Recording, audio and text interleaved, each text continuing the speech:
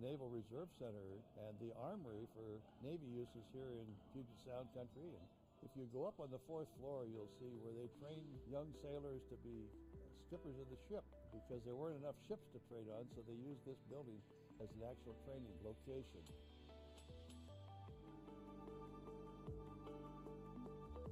It was the first command of many young sailors.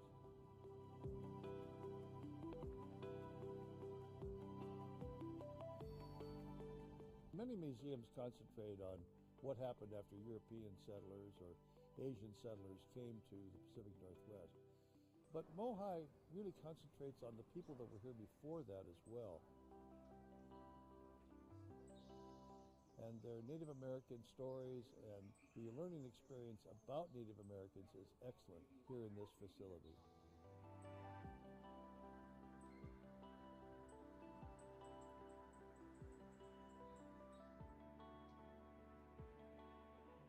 Well, you've all heard about the B-17s and the B-29s and all the Boeing manufactured airships during the war and then the commercial airplanes.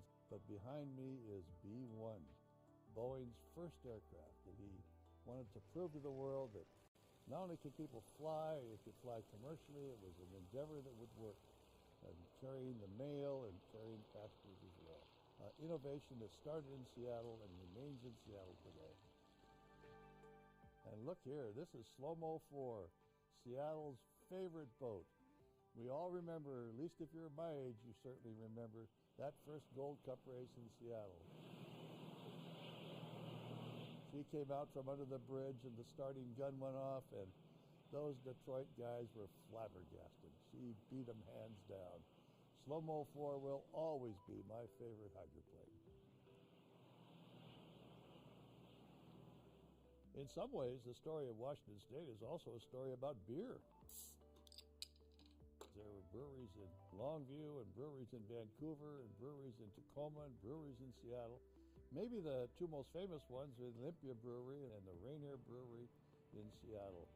My great-grandfather was a barrel maker that worked at the Rainier Brewery for many, many years, and the big R on the wall back there brings back lots of fond memories of the enjoyment we had on a Sunday afternoon sitting around the table enjoying a glass of Rainier beer.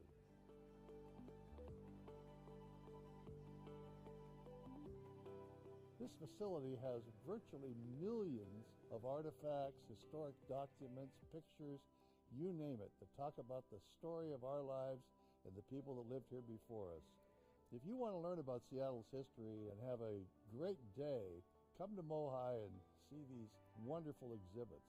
It's not just a bunch of dusty old artifacts or relics, but it's about innovation and invention and how to get young people involved in making new decisions that will make our community even better than it is now.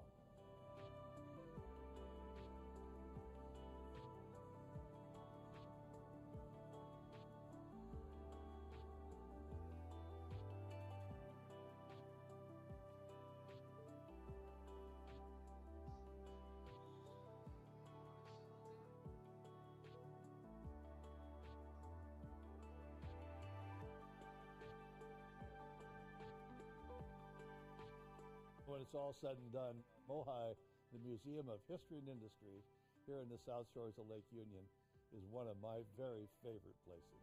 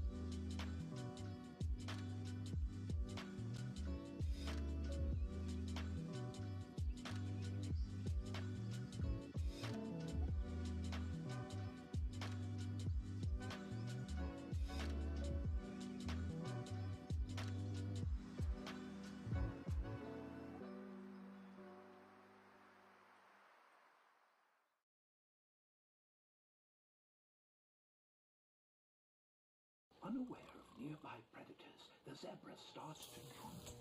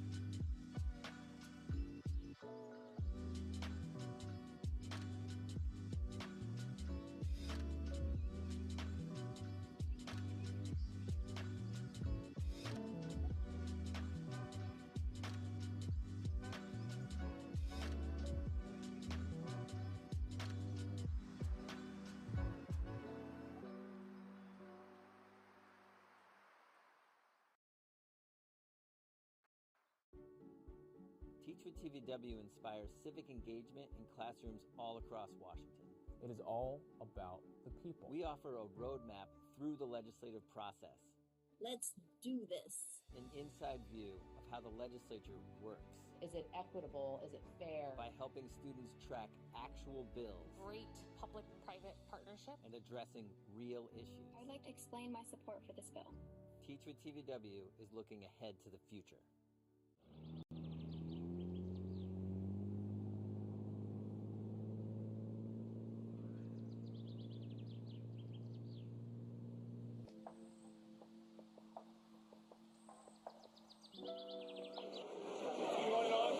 Yes.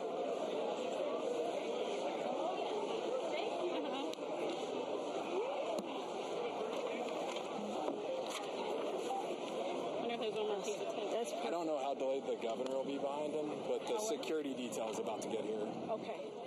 Well, that means he's with them. Because I didn't see his advance team at all. So. There's that, and then we're going to go in for the VIP tour, and then he'll come back out and do the bill signing. Okay, that is perfect. Thank you so much. All right. You gonna do some beatboxing or something? Yeah, I can do the intro to the UFC.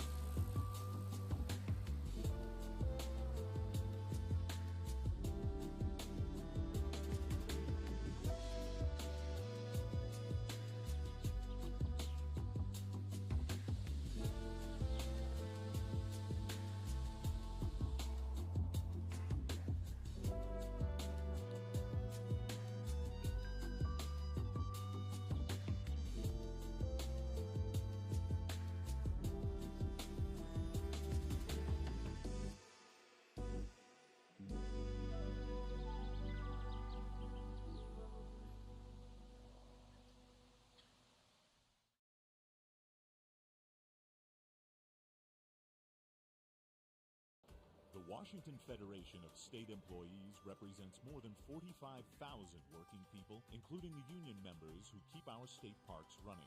These treasured resources have improved the quality of life for everyone during the pandemic.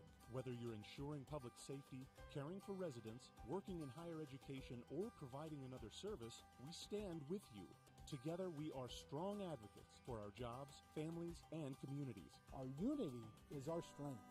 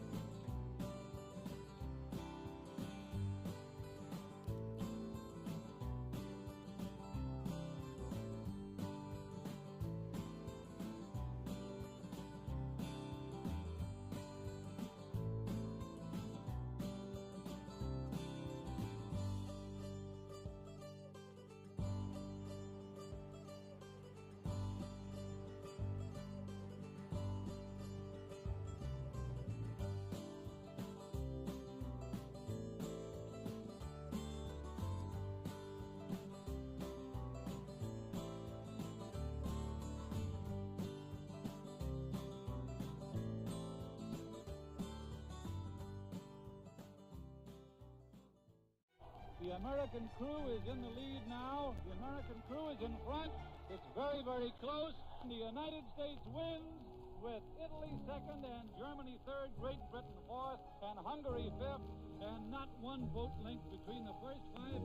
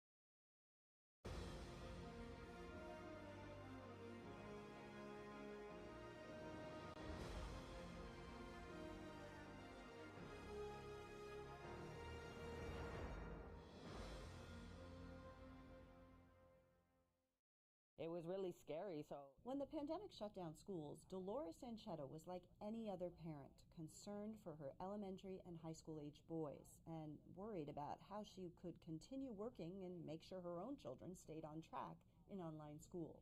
I literally would walk upstairs and they'd both be asleep on the couch with their laptop on, teacher talking. And I'm like, okay, this ain't working, guys. She was particularly anxious about her older son, Moses. He was getting to that point where he was like, I'm just done. I don't want to do this. This is dumb. Just get my GED. I've always told my kids since they were young, that wasn't an option. You had to graduate. Anchetta was 17 and in the 11th grade when she got... My name is Monica Alexander, and I'm the Executive Director of the Criminal Justice Training Commission, and I'm here to welcome you and thank you. Thank you all for showing up today. This is a very exciting event, from our law enforcement partners to our legislators, and especially our governor, who has supported this from the time we first thought of it. I want to just recognize, I know that I saw him somewhere, the Attorney General, Bob Ferguson, is here. Yes, thank you so much for coming out. I appreciate it very much. I want to talk a little bit about the partnership really quickly of Pasco, West Richland, Kennewick, Benton County, and Franklin County. Thank you. They have done this alongside of us, and it is so important to have those partnerships to make this successful. This is the first but not the last. We are going to move on from here, and we're going to continue to do this until we have 30 to 45 days entrance into the academy so that our communities do not have to wait for law enforcement to be staffed. So thank you all. This is only possible because of everybody's effort, and we really appreciate the support. I also want to really thank Deputy Director Jarrell Wills, who's somewhere here, who tries to hide, but he works tirelessly. He works very, very long hours, and it takes that to make this happen. And it is the entire Belia staff who drove over this morning to be here. So thank you so much. Okay, not the entire staff, because people are still training, but the executive portion of the staff are here. Please don't think that we shut Belia down today for this. But if we could, we would, because it is that important. So I will be your MC for the day. And first off, I would like to introduce, not really introduce, but just bring him to the mic, Governor Jay Inslee. His support has meant so much to us and every legislator that voted to provide funding for this. Thank you all. So many of you are here that I can't name each of you or I'll run over my time, and they gave me 3 minutes, so I'm going to be really time conscious. So thank you so much for all of our legislators that are here. Governor Inslee, for your support from the inception of this idea and how hard you pushed for us to get this done in this session. I thank you so much. So with that, I will turn it over to Governor Inslee. Thank you, Monica. Thank you so much. Thank you. How about a round of applause for Monica and her whole team, who have the best criminal justice training program in the United States, and they have done that. You know, when I'm not just saying that, I mean it. When President Obama wanted to improve the training of law enforcement officers in the United States, you know what state he went to? He went to Washington State. And he asked our then leader of our Criminal Justice Training Center to come help him fashion an effort to give the best training possible to our law enforcement officers. But let me start my comments by offering my incredible thanks from almost 8 million people to the men and women in blue who protect us every day, who march into the line of fire when they have to, who do the best job they can to keep us safe, the law enforcement officers of the state of Washington. Thank you for what you do for us.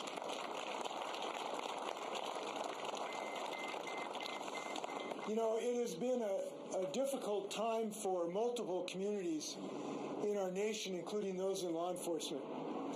And I want people in law enforcement to know, through those difficult days, we've made some changes that I think will improve our state.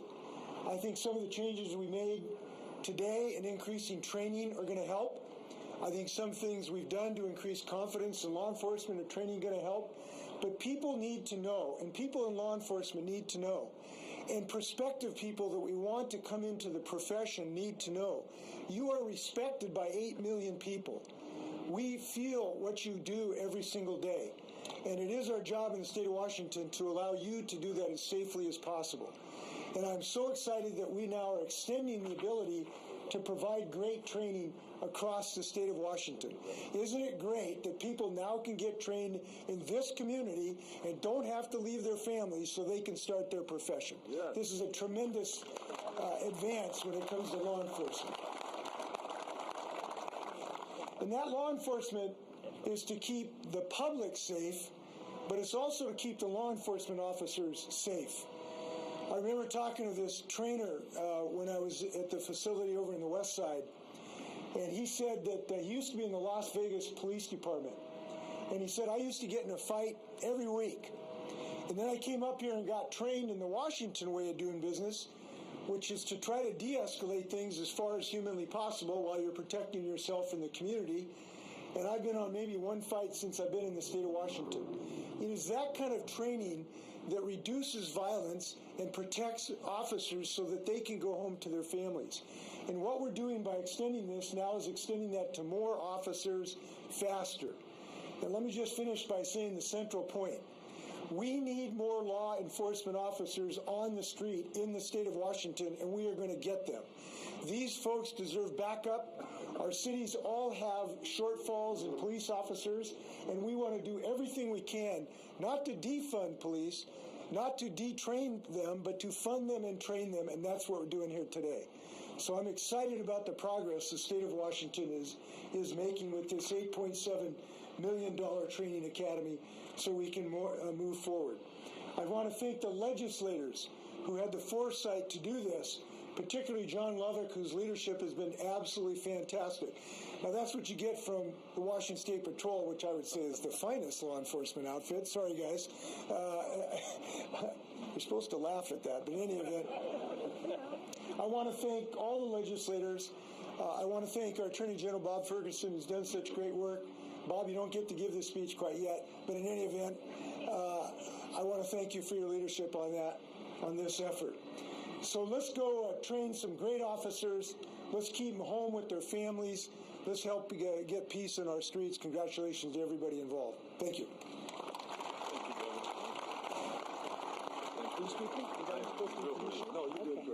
So next, we've talked about Senator Lovick, but he really has fought and called me incessantly to make this happen. Early in the morning and late in the evening. He doesn't mind what time it is. He just calls and says, are we there? Are we doing it? Is it going to happen? So I'd like to introduce my friend, Senator John Lovick. I really appreciate him. He has worked hard. Thank you.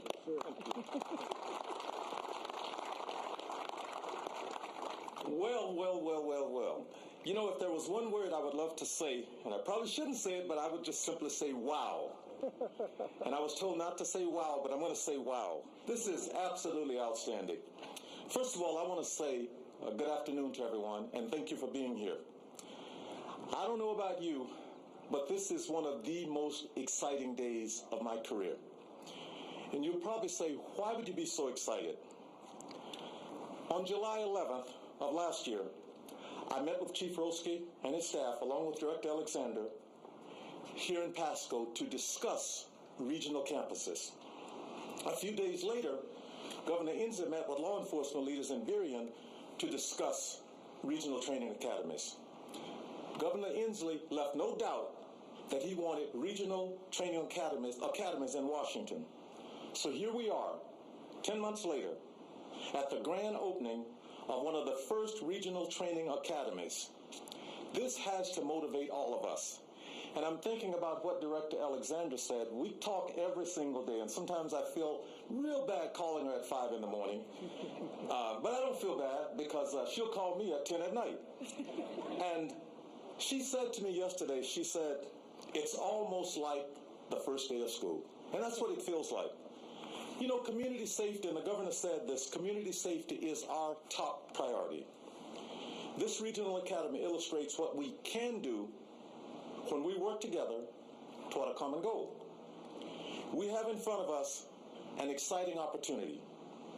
Every 30 recruits, every 40 recruits, every 60 recruits we train at this facility is 30, 40, 60 recruits that Director Alexander can train down at the Criminal Justice Training Commission in Burien. I can tell you this, I'm proud beyond words of the 31 years I served with the Washington State Patrol. But I remember how difficult it was being away from my family for long periods of time. And when I went through the academy, we had to be there for the first 21 days, nonstop. So I believe that keeping these future officers close to their families, working in the communities they call home, will offer tremendous benefit to everyone in our state. I want to thank them in advance for all they will do to keep us safe in our homes, on our streets, and for protecting our children in their schools. These guardians, I believe, will change the culture of policing. The opening of this academy is one of the first steps of many steps that we will take in the coming years. I hope to see an academy open soon in Skagit County, Clark County, and other counties throughout the state. So I want to thank the governor, thank Director Alexander, and everyone for being here, especially Chief Roski. I know how hard you've worked on this. Thank you. This is absolutely wonderful. I'm going to say it if I shouldn't say it, but wow. Thank you very, very much. And next, it's my honor to introduce the Mayor of Pasco, Chief Brajas. Thank you. Welcome, everyone. It's great to see you all here. Thank you, everyone, all elected officials. Thank you to our funders. Thank you to our governor. And thank you to our chief for making a push to get this academy here. I'm biased. City of Pasco Police Department, and Chief is going to probably say that I'm not lying on this. City of Pasco Police Department is one of the greatest teams that I've met. Where are you at, officers for the City of Pasco? Raise your hands. Please applaud to these great officers. I also want to say thank you to all our partners. I see a lot of other departments here. Again, thank you everyone for being here today. We are very excited to open the doors. We know that nationwide there is a need for more officers, for qualified officers. So let's make a difference by sending them this way. City of Pasco Police Department is duly accredited, and that is something that I will continue to say. I'm very proud of this department. Again, thank you, officers. Thank you, Chief Roski, for your leadership. And again, thank you, everyone, for being here today. We are ready to get out of the sun. But again, thank you to our congressmen, to our legislators, to our senators, everyone that made this happen. Thank you again for the support and collaborations for the City of Pasco. Thank you, Mayor, and thank you for welcoming us to your city. Next, I just have to say that this extraordinary partnership that we've had over these last several months with Pasco Police Department and the other police departments that I named, and Chief Roski most of all, if I send him a text and say, can we talk, in 1 minute my phone is ringing. He has worked so hard to make this successful, and I could not ask for a better partner in this. There's obviously bumps along the way and things that happen, but he has just been so wonderful to work with. So I will let him now take the mic and have a few words. Thank you so much.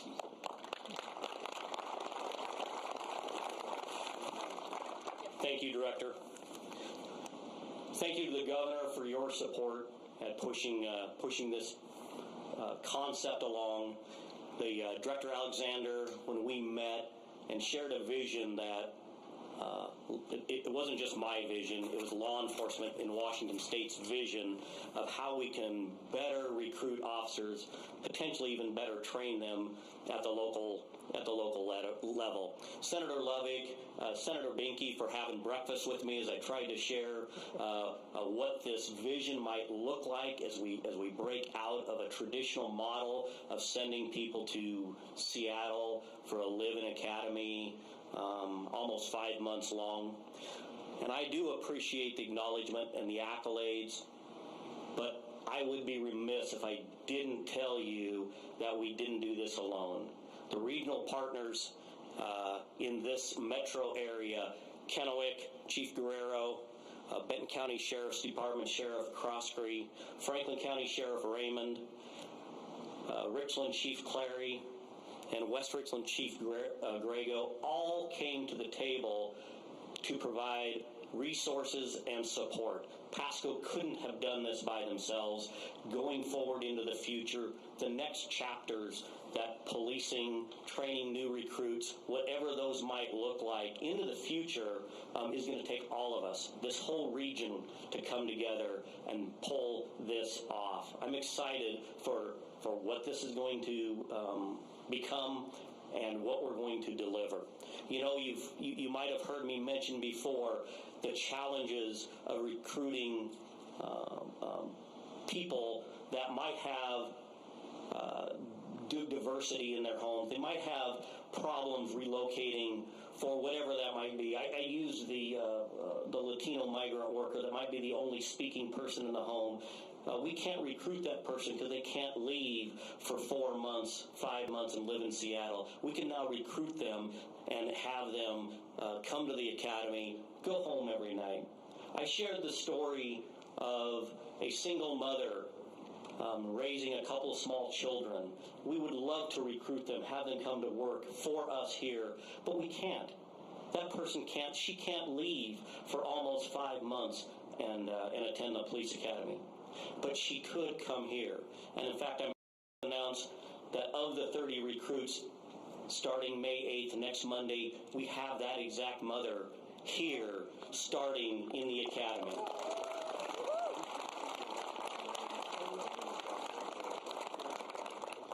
So those out there in the audience that are listening to us, police chiefs, sheriffs, there's no excuses now. Recruit, get your candidates in here. They can go home every night. They can take care of business if they need to. But we're going to have the very best recruits. We're rolling out brand new curriculum at the Pasco campus, and that will be mirrored as we work that through across the state. So there's no more excuses that you can't be a peace officer protecting your community because you don't want to relocate. You can go to a regional academy. Thank you. Thank you. And we'll have one more speaker, and then we'll get you out of the sun and transition into the ribbon cutting. Several months ago, Representative Hackney came to the academy just to tour the academy and visit, sit in on a couple of classes. He left the academy and he called me and he said, I want to teach at the academy. I thought, okay. And so he's an attorney. He wanted to teach legal classes. And so we figured out a way to bring Representative Hackney to the academy when he's not in session. And he's a fabulous teacher and just a great human being. So he's going to say a few words, and then we're going to get you out of the sun, kind of. We're just going to move over to the sun on that side. Representative Hackney. Thank you. I was a late addition to the program, so I'll be brief. It was truly an honor to be able to teach at the Berrien campus. But, you know, when I learned law, I learned it through the Socratic method, asking questions. That's how I learned law, so that's how I thought I would teach law. But after my boss, Professor Linda Reamer, gave me some feedback that there could be better pedagogical strategies, I got in line. But when I changed my strategy, I didn't dumb it down, because it is an intellectual experience to be able to interpret and enforce law. You need emotional intelligence. You need common sense. You need the highest standards of integrity. So with the law program, it was not just about regurgitating law. It was about understanding how the law works. But more importantly, for enforcing those high standards, that was left to the tactical officers. And for someone who was in the building almost every day for 4 months, I saw how they applied and enforced the highest standards of competence, the highest standards of integrity, no tolerance for dishonesty or misconduct. And I saw that came from the very top, from Director Alexander to Commander Gill and his command staff to every tactical officer that was teaching those recruits. And I can tell you, it's that confidence that they can replicate that through the other campuses that will be developed that allows me to sleep calmly at night. And I want to give all of you that same assurance that the highest standards of competence and integrity are what this institution is all about. And I was proud to be a part of it. Thank you. All right, David. Thank you. you should have been a pedagogical. You said pedagogical? Pedagogical, you said? Pedagogical? Yes, after this presentation, Representative Hackney will tell you what pedagogical means. So, we want to invite some people up for the ribbon cutting. First, a guy who's demonstrated some real courage in a leadership position. He is Congressman Dan Newhouse. I hope you'll come up here, Dan. Dan, I've always honored you. I've always thought you were the second best congressman this district has ever had. We got our Attorney General. Hope you can join us, Bob. All of our legislators, if you can join me up here, and anyone in an elected position, come on up and let's cut a ribbon here. Come on over here.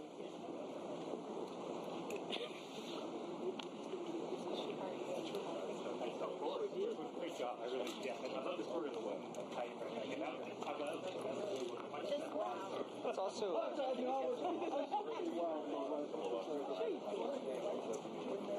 Yeah. Hi, how are you?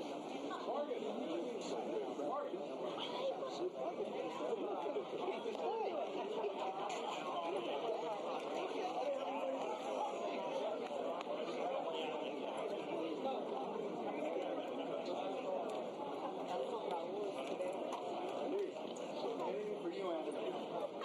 You say I'm all. I know, I appreciate it. I appreciate that about you.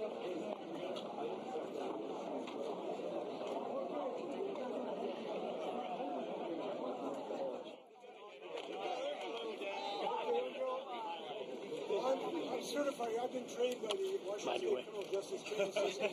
1, 2, 3, here we go.